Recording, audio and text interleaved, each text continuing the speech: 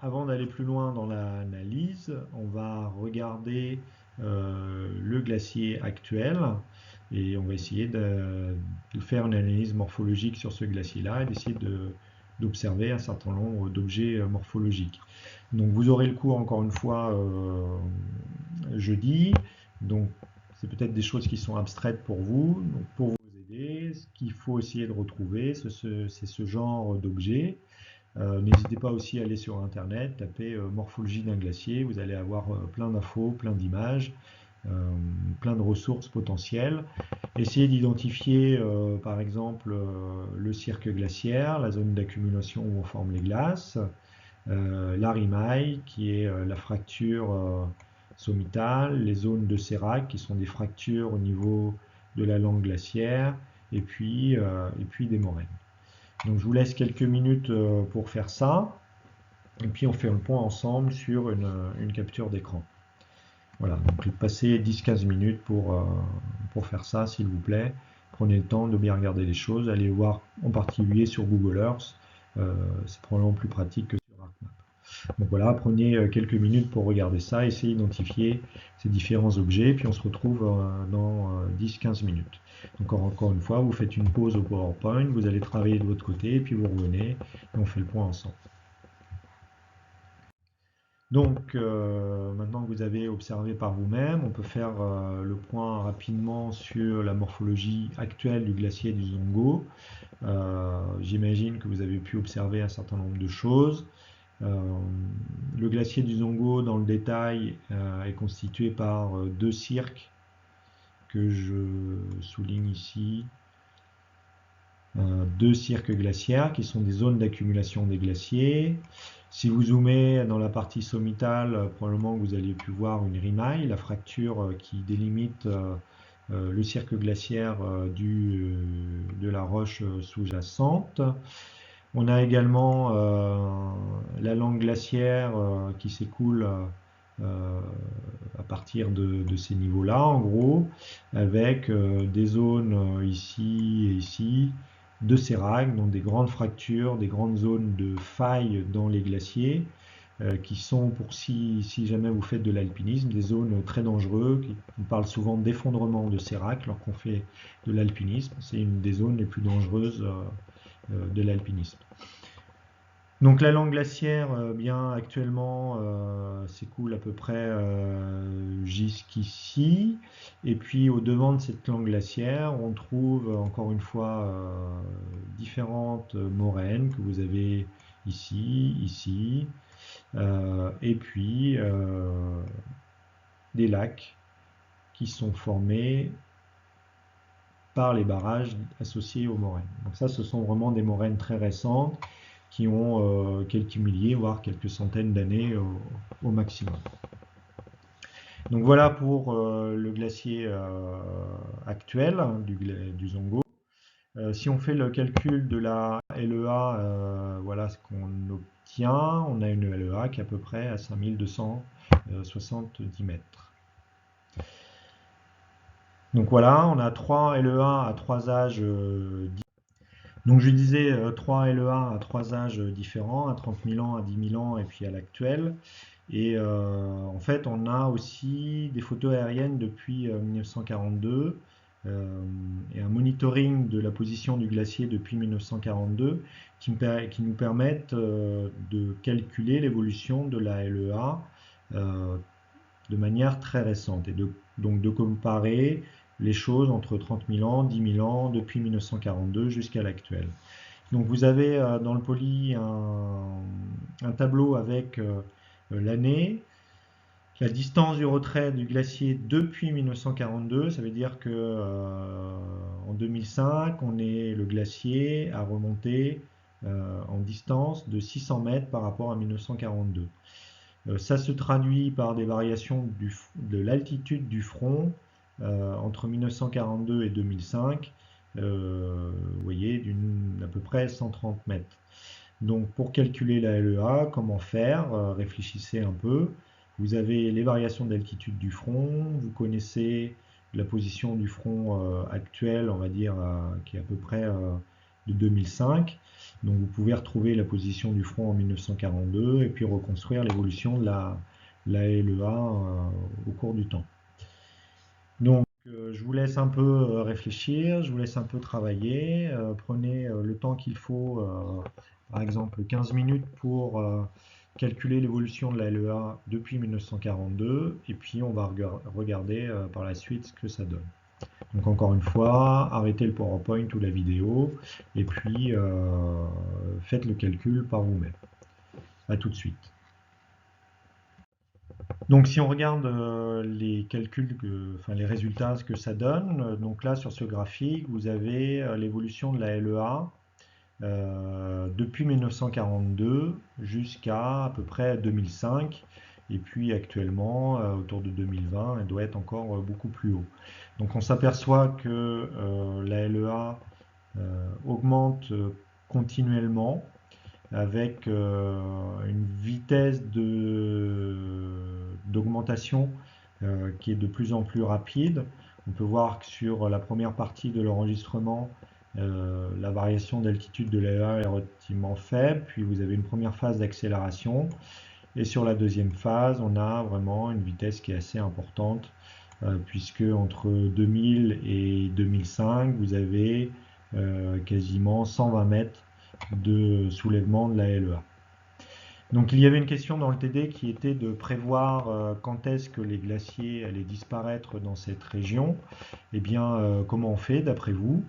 Vous avez à quel moment on n'aura plus de glaciers dans la région? Eh bien, on n'aura plus de glaciers à partir du moment où la LEA va se trouver au-dessus du point culminant du glacier. Donc au-dessus du point culminant des reliefs. Donc à partir de ces données-là, à partir de vos données à vous, je vous laisse estimer une vitesse de soulèvement de la LEA et puis d'essayer de trouver quand est-ce qu'elle va passer le sommet du relief et donc quand est-ce qu'on n'aura plus la possibilité d'accumuler de la glace. Donc je vous laisse quelques minutes pour faire ça et puis on fait le point par la suite. Faisons le point sur cet âge de disparition du glacier dans le futur. Si on prend les données que vous avez là, pour simplifier, on voit qu'en 1980, on est à peu près à 5200 mètres d'altitude pour la ligne d'équilibre d'altitude. En 2005, on est à peu près à 5300 mètres. Donc on a une variation de 100 mètres en 25 ans. Sachant qu'aujourd'hui, le glacier, le sommet du glacier, sommet du relief, c'est à peu près 6000 mètres. Entre 5300 mètres et 6000 mètres, il vous reste 700 mètres. Donc 700 mètres, donc ça fait 7 fois 25 ans. Donc ça vous fait à peu près 175 ans depuis 2005. Donc ça vous donne une idée. Donc 175 ans depuis 2005, donc ça fait 160 ans à partir de maintenant. Dans 160 ans, a priori, le glacier va disparaître. Ça reste valable si on considère que la tendance récente là sur les 20 ou 25 dernières années va se poursuivre dans le futur. Ça on ne sait pas trop, peut-être qu'on devrait plutôt prendre une moyenne sur l'ensemble de ces points, ou peut-être au contraire que ça va s'accélérer encore. Voilà. Bon. Ça vous donne un ordre de grandeur quand même, c'est quasiment à l'échelle de l'homme. Dans cette région-là, d'ici plusieurs dizaines d'années, on va avoir la disparition des glaciers qui sont pourtant des ressources en eau majeures et qui permettent la vie des populations dans cette région. Donc la suite du TD aussi vise à caractériser l'évolution passée du glacier, sa sensibilité au changement climatique. Si on raisonne un peu en termes de température, le changement de température, les variations de LEA qu'on observe, et qu'on prend un gradient de variation de température en fonction de l'altitude qui est de l'ordre de en moyenne 6,5 degrés par kilomètre, Entre il y a 30 000 ans et il y a 10 000 ans, la LEA a varié simplement de 210 mètres. Donc si on traduit ces 210 mètres en termes de degrés, ça fait une variation de 1,3 degré en 20 000 ans. Donc ça vous fait une variation de 0,06 degrés par 100 ans. D'accord? Donc retenez ce chiffre-là. Et puis sur la période récente, là, ce qu'on vient de voir à travers la reconstruction de l'évolution récente de la LEA monitorée depuis 1942, on a une variation d'altitude de la LEA qui est de quasiment 150 mètres, ce qui rapporté au 6,5 degrés par kilomètre fait à peu près 0,9 degrés. Rapporté à 100 ans, eh bien, ça vous fait quasiment 2 degrés en 100 ans. Donc vous voyez que sur la période récente, les variations de LEA, si on les traduit uniquement en termes de température, impliquerait dans la région un réchauffement d'à peu près 2 degrés en 100 ans, alors que sur les périodes géologiques historiques, euh, les changements climatiques se traduiraient par des réchauffements de l'ordre de 0,06 degrés, je crois, c'est ce que j'ai dit, je ne sais plus trop, 6 degrés par 100 ans. Donc vous voyez la grosse différence entre les deux. Alors, il y a un point important qu'on n'a pas pris en compte dans nos reconstructions. On a considéré que les variations d'altitude de LEA et donc les variations d'avancée, de recul des glaciers, c'était uniquement lié à la température, donc au réchauffement, donc en gros au bilan destruction, création de glace. Mais il y a un autre paramètre qui rentre en jeu dans l'évolution, dans la dynamique d'un glacier, et bien c'est la source de glace, c'est la pluviométrie. Si vous avez des variations de pluviométrie, vous allez plus ou moins apporter de la neige et donc de la glace à votre glacier, et donc vous allez générer soit des avancées, soit des reculs. Donc ça, c'est des choses qui ne sont pas faciles à prendre en compte, de prendre en compte à la fois l'aspect température et l'aspect pluviométrie. Néanmoins, c'est peu probable qu'on puisse expliquer les variations qu'on observe entre le long terme, entre 20 000 ans et 30 000 ans et 10 000 ans, d'une part, et puis le court terme depuis 1942. Donc c'est peu probable qu'on puisse expliquer cette grosse différence de 1, voire 2, voire 3 ordres de grandeur par des changements de pluviométrie. Donc la température est probablement quand même un des gros facteurs et il y a probablement un gros changement de variation de température entre la période géologique historique et la période très récente. Donc vous le savez tous, hein, il y a un réchauffement qui est en train d'avoir lieu sur notre planète, réchauffement qui est d'origine anthropique. Ce sont des choses qui sont avérées par des dizaines et des dizaines et des dizaines de scientifiques, même si vous entendez un discours contradictoire.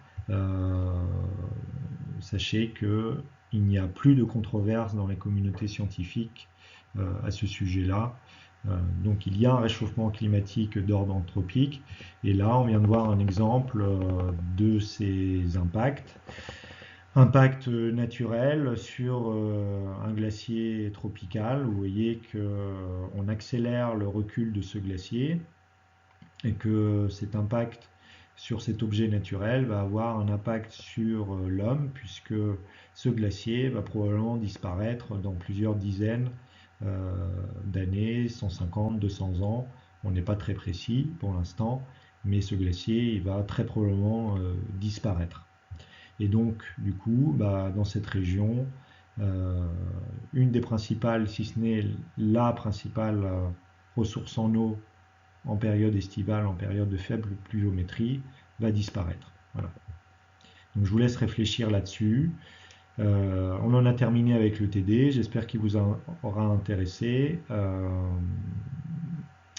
On a vu des choses qui sont des questions un peu fondamentales de changement climatique, de caractérisation de la sensibilité climatique des glaciers, mais vous voyez que derrière ça, il y a une application directe sur l'homme et sur l'évolution future. Voilà, à bientôt. Ciao.